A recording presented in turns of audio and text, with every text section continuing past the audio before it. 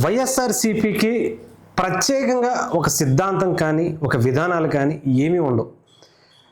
ఎవరు ఎటుపోతే అటు పోతూ ఉంటుంది. తన స్వార్థం కోసం, తన రాజకీయ ప్రయోజనాల కోసం, తాను దోచుకున్నది దాచుకోవటం కోసం ఎంతవరకు అయినా సరే జగన్మోహన్ రెడ్డి గారు వెనకాడరు. అంటే సొంత తల్లిని చెల్లిని పక్కకు తోసేసి నిర్దాక్షిణ్యంగా బయటకు గెంటేసినటువంటి వ్యక్తి ఇంకా బయట ప్రజలకి ఏ రకంగా న్యాయం చేస్తాడనుకుంటారు? అయితే చాలామంది అనుకోవచ్చు ఏంటంటే జగన్మోహన్ రెడ్డి గారు ఇప్పుడు వక్ఫ్కి సంబంధించినటువంటి బిల్లులో ఆయన చాలా బాగా మద్దతు ఇచ్చారు.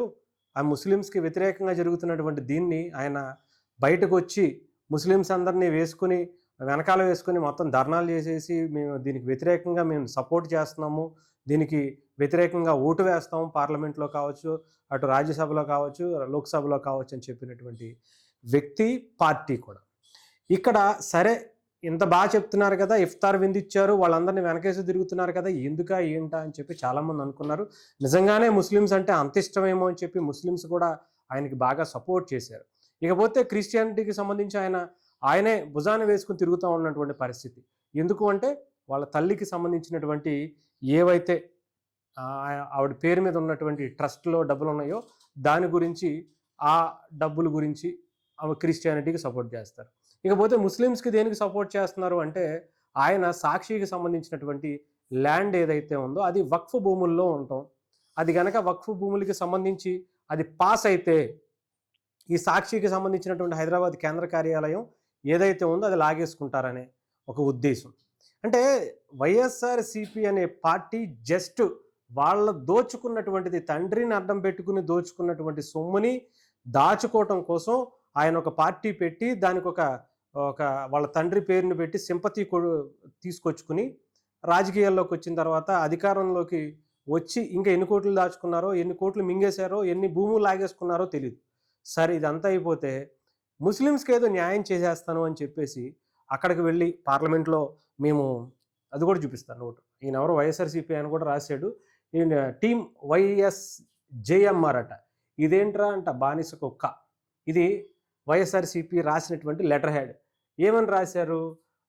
ఆల్ వైఎస్ఆర్సీపీ రాజ్యసభ మెంబర్స్ వఫ్కి సంబంధించినటువంటి బిల్లుకి మీరందరూ కూడా కంప్లీట్గా all the Rajya Sabha members should be present in the house at the time of voting against Waqf amendment బిల్కి సంబంధించినటువంటి అగ్నెస్ట్గా ఓటు వేయమని చెప్పి వాళ్ళు ఇచ్చినటువంటి లెటర్ హెడ్. ఇది ఆయన మాట్లాడినటువంటిది కూడా. మేము వ్యతిరేకంగా ఓటు వేస్తున్నాము అని చెప్పి ఆయన చెప్పారు. దానికి తగ్గట్టుగానే లోక్సభలో వ్యతిరేకంగానే ఓటు వేశారు. ఎందుకంటే ఇక్కడ వాళ్ళు ఓటు వేసినా వేయకపోయినా ఎవరికి ఏం లేదు, అక్కడ పీకే ఉద్దేశం ఏం లేదు, ఇక్కడ పీకే అవకాశం కూడా ఏమీ లేదు వైఎస్ఆర్సీపీకి. ఎందుకంటే అక్కడ బీజేపీ లోక్సభలో చాలా బలంగా ఉంది. అక్కడ ఓట్లు ఉపయోగం లేనటువంటివి. ఎక్కడ ఓటు వేయాలి? వాళ్ళు వేయవలసింది రాజ్యసభలో వేయాలి. రాజ్యసభలో కనుక అక్కడ రాజ్యసభలో చాలా తక్కువ మెజారిటీ బీజేపీకి ఉంది, ఎన్డీఏ గవర్నమెంట్కి ఉంది. అక్కడ కనుక వేసి ఉంటే కొంత బలమైనటువంటి ఇంపాక్ట్ కనిపించేది. కానీ అక్కడికి వెళ్ళిన తర్వాత ఏంటంటే ఇక్కడ వ్యతిరేకంగా ఓటు వేసి అక్కడికి వెళ్ళి అనుకూలంగా ఓటు వేసినటువంటి పార్టీ ఏదైనా ఉంది అంటే అది ఓన్లీ వైఎస్ఆర్సీపీ పార్టీయే. ఎందుకు ఇలా చేశారు అదేంటి అని అనుకోవచ్చు. ఒకటి, ఇక్కడ బీజేపీ గనక ఆ విషయం తెలిస్తే జగన్మోహన్ రెడ్డి గారి బెయిల్ రద్దు అయిపోద్ది, అస్సలుకే ఎసరు పడిపోద్ది. పోతే పోయిందిలే, సాక్షి ఒక ల్యాండే కదా అని అనుకుంటే వదిలేసుకోవాల్సి ఉంటుంది. దాని గురించి ఒక పక్క ఏమో అనుకూలంగా ఒక పక్క వ్యతిరేకంగా వేసుకుని తన రాజకీయ పబ్బం గడుపుకుంటున్నటువంటి పార్టీ వ్యక్తి జగన్మోహన్ రెడ్డి గారు మాత్రమే. అతనికి ఎవ్వరూ అవసరంలా. జనాలు అనేవాళ్ళు అతనికి మనుషుల కిందే లెక్కైనటువంటి వ్యక్తి.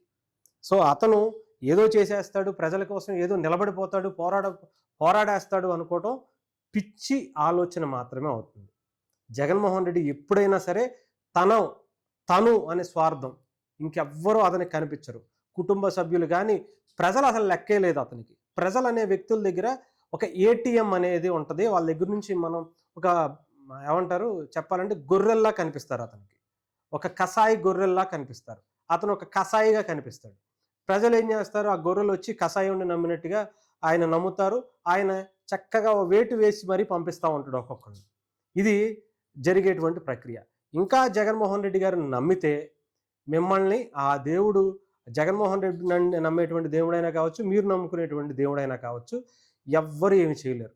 జగన్మోహన్ రెడ్డి గనక రాజకీయాల్లో ఉంటే ఇలాంటి ఊసరవెల్లి రాజకీయాలు చేయటంలో జగన్మోహన్ రెడ్డి దిట్ట. అందులో ఎటువంటి సమస్య లేదు. అతను ప్రజల కోసం పని చేయడు. అతనికి అలాంటి ఆలోచనే లేదు.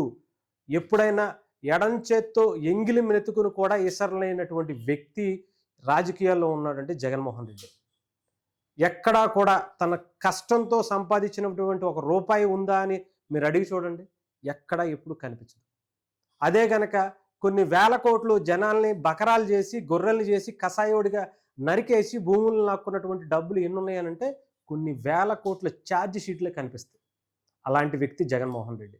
ఇంకా అతన్ని నమ్మి మీరు గనక ముస్లిమ్స్ కావచ్చు, క్రిస్టియన్స్ కావచ్చు, లేదంటే ఉన్నటువంటి మొన్న వేసినటువంటి 40% ప్రజలు కావచ్చు, ఇంకా గొర్రె కషాయోడిని నమ్ముతున్నట్టు జగన్మోహన్ రెడ్డిని నమ్మితే మిమ్మల్ని ఎలా వేయాలో ఆయనకు బాగా తెలుసు. మిమ్మల్ని ఎలా వాడుకోవాలో ఆయనకు బాగా తెలుసు.